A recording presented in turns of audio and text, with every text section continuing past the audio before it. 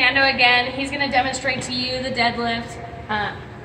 So first he's going to approach the bar. And he's going to have that. You can do that oppo grip like this, so you have a little bit more comfort, or you can do both, but or basically close grip or half open. You're going to slide the bar into your legs, squat down.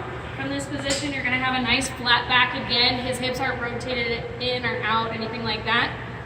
And from there, he's going to press straight up from his legs. So it's not coming from, from your back or anything like that. Comes down straight up and then back down. That's amazing.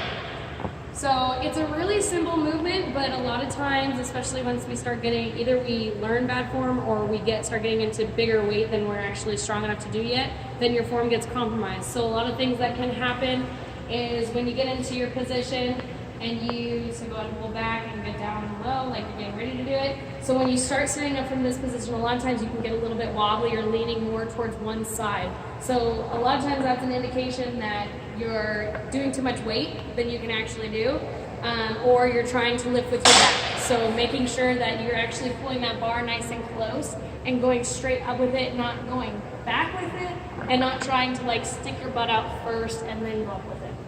So consistent motion every single time. Probably the biggest thing that you really need to focus on, just so you don't get hurt, is when you go down into this position, don't compromise your posture. Make sure you're standing nice and straight. Your chest should be forward. You should be able to look straight forward and go from this position all the way up. Especially when you go up, you definitely want to drive straight from your legs. That's where everything comes from, and do a little bit of a hip thrust.